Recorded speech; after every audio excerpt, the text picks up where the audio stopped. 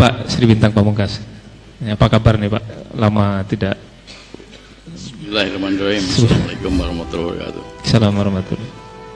Saya heran Pak Nasaruddin Samsudin, orang Serambi Aceh, masih mengatakan dengan bahasa halus bahwa orang-orang pribumi Jakarta itu dibikin tidak betah.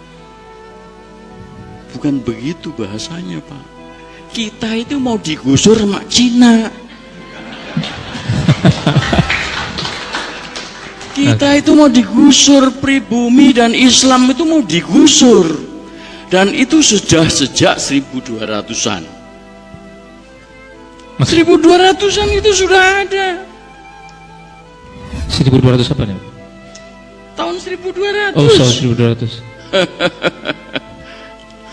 Jadi sejak Kertanegara, sejak dikirimnya Mengci lalu dipotong telinganya sama Kertanegara, itu indikasi Cina mau menjarah Indonesia, mau menguasai Indonesia. Itu Nusantara itu sudah ada. Bagaimana Raden Wijaya menggempur mereka 40.000 pasukan Tartar gabungan Cina sama Mongol ketika mau setelah itu mendirikan Majapahit. Itu sudah ada. Jadi ini semua itu adalah rekayasa. Dan rekayasa itu kembali sebelumnya lah. Jepang itu, atau pertanyaannya, kenapa Indonesia yang mau dicaplok gitu kan? Kenapa tidak Malaysia? Kenapa tidak Thailand? Kenapa tidak yang lain gitu kan? Jadi ini Indonesia itu memang sudah rencana, bukan soal karena masalah global, bukan. Itu hanya aksesoris. Ya salah analisis saya kira.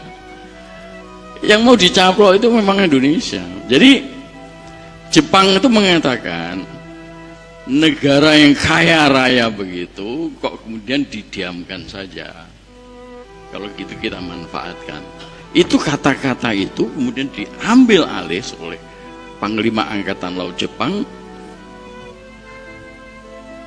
dengan semboyan apa tuh, mendirikan Asia Timur Raya. Dan Jepang tuh masuk ke Indonesia itu persis seperti yang dibikin oleh Jokowi dengan tol laut serta poros maritimnya. Jadi Jokowi itu membuka diri. Ya Cina sama aja. Betul. Dan ini sudah dimulai sejak sebelum tahun 60. Anda ingat BTI, Barisan Tani Indonesia, yang dipersenjatai sama Cina? Itu orangnya itu sudah masuk ke Indonesia. Hanya kemudian gagal 65 itu beberapa kapal itu sudah bersandar, masih bersandar di Tanjung Priok dan belum dibongkar. Tapi mendadak muncul peristiwa 65 gara-gara Pak Soeharto dendam sama Yani karena ditempeleng akibat korupsi di Ponegoro. Maka muncullah peristiwa 65 dan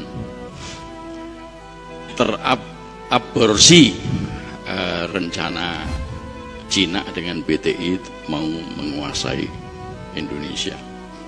Tetapi Cina ini dari dulu sampai sekarang yang modelnya kayak Ahok itu, ya, untuk menghadapi Kalijodo kan dia kumpulkan ada Pangdam, ada Panglima Kostrad, ada Danjen Kopassus, ada Lanut dan Lanut Halim, kemudian ada Kapolda. Cara mereka begitu mendekati penguasa, khususnya TNI, ABRI. Pak Harto juga begitukan oleh si SES, si Limpianki dan yang lain-lain itu. Dan rencana mereka memang jelas, mau menggusur pribumi dan Islam, mau menjadikan Indonesia jadi Singapura. Itu sudah jelas. Apa yang mereka lakukan sekarang ini persis dengan apa yang dilakukan oleh Israel di Palestina. Persis, menguasai industri, menguasai ekonomi. Habis itu menguasai wilayah.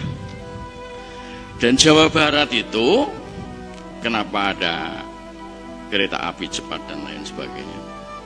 Itu karena Jawa Barat itu orang-orang Sunda. Itu suku Sunda itu nomor 2 di Indonesia. Nomor pertama adalah Jawa. Nah, Cina ini pengen menjadi nomor 2-nya. Jadi Jawa Barat harus dihabisi dulu, dikuasai dulu. Dan kereta api cepat itu merupakan tonggak sejarah hegemoni Cina di Indonesia. Dan itu tanahnya sudah disiapkan semua. Cikarang, ya, apa tuh namanya, apa namanya, Sinarland, Sumarekon, ya, itu semua sudah disiapkan. Jadi ini memang begitu. Kenapa tiba-tiba Jokowi memaksakan itu? Ya karena itu. Dan di UI kan tanggal 27 Februari tahun lalu didekatkan sudah disampaikan bahwa ada 10 juta orang Cina untuk masuk ke Indonesia. 10 juta. Nah, itu berupa buruh-buruh, sekarang sudah ratusan ribu masuk ke Indonesia, ya. Di Banten, bahkan di Irian Jaya bikin pabrik serta sawah, itu orang-orang Cina. Jati Gede, ya, dan itu Sumedang, Majalengka sampai ke Kuningan tuh sudah disiapkan dengan industrial estate. Si sempat namanya anaknya Mohtar itu Jim Sriadi sudah menggalang dana untuk membuat pangkalan udara di Majalengka serta peti kemas di Cirebon, ya. Oh, itu semua rekayasa, bukan sekedar rencana. Jokowi itu rencana, termasuk rencana. Kenapa Jokowi? Ya artinya begini. Pertangan asing juga besar, asingnya. Jadi Pak Harto harus jatuh, itu Amerika. Bill Clinton datang ke Indonesia 94, minta tolong sama Jim Sriadi supaya Pak Harto digulingkan. Akhirnya terguling juga, ya. Dan kalau Anda lihat konstitusi kita, kenapa Habibie tidak bisa sampai 2003? Karena dia menggantikan Pak Harto kan sesuai dengan konstitusi kita sampai 2003. Tapi kenapa ada pemilu 99? Itu bagian daripada rekayasa. Kenapa Undang-Undang Dasar 45 harus diubah? Itu rekayasa mereka, bagian daripada rekayasa mereka. Karena pasal 6 antara lain menyebutkan calon presiden harus pribumi asli dihapus, MPR dimandulkan sehingga tidak ada lembaga tertinggi negara, ya. Pasal 33 diubah sehingga menjadi kapitalis neoliberalis. Itu semua adalah bagian daripada rekayasa asing dan asing. Megawati ketika menjual Jokowi, ya, dari Juanda, Surabaya menuju ke Manila, ketemu John Kerry, ya, lalu berangkat ke Beijing ketemu sama Xi Jinping, lalu berangkat ke Washington bersama-sama dengan Yusuf Kala yang sedang umroh dipanggil ke sana. Apa yang dia lakukan? Dia menyerahkan proposal referendum di Papua untuk Amerika. Itu kira-kira bulan Agustus. Bulan September ada konferensi di Melbourne, Australia. Seorang tokohnya referendum Timor Timur, Damien Kingsbury, mengatakan saya sudah mendapat proposalnya Pak Jokowi tentang referendum di Papua. Artinya apa? Sama seperti Timor Timur, begitu ada referendum, begitu Papua hilang. Lalu Bapenas Bappenas didanai sama Amerika, membuat master plan percepatan ekonomi Indonesia, ya, MP3EI, ya. Dan kenapa Indonesia dibagi menjadi 6, ya, 6 koridor, ya. Lalu muncullah rumor, karena apa? 6 wilayah itu mirip dengan 6 wilayah Yugoslavia yang kemudian sama Bros Tito disatukan menjadi Yugoslavia. Sekarang dipecah lagi menjadi 6, ya, antara lain lewat perang Bosnia, Herzegovina dan Serbia, pecah menjadi 6. Nah, muncullah istilah balkanisasi. Indonesia juga begitu, kebetulan juga 6 juga, ya kan? Nah, rumornya mengatakan bahwa Papua sama Maluku untuk Amerika, kemudian Sumatera Jawa untuk Cina. Rumor atau skenario, Pak? Saya kira kalau itu diucapkan oleh Hendro Priyono, kemudian kemungkinan besar menjadi nyata itu, ya. Kalimantan sama Inggris, Sulawesi menjadi Perancis dan Kanada. Kanada ini adalah negara pertama yang menjanjikan dana IGGI pada tahun 67 ketika Pak Harto menyusun tim Sultan ke Jenewa dan membentuk IGGI. Lalu Nusa Tenggara Barat, Nusa Tenggara Timur dan Bali itu Australia dan New Zealand. Jadi udah lengkap kira-kira. Tidak berarti mesti harus mereka itu menjadi negara-negara tersendiri yang lalu dikuasai mereka, bukan. Kemungkinan ya seperti Jakarta itu semuanya dikendalikan oleh si Ahok, ya kan? Nanti adalah pengendali protektorat semacam itu, ya. Katanya kan Papua Nugini itu merdeka, ternyata enggak kan, dia di bawah protektorat Australia dan Amerika. Jadi semacam itu.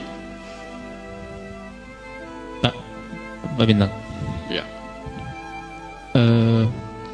Menurut Bapak, Cina-Cina ini kalau begitu harus diapain, Pak? Harus diusir.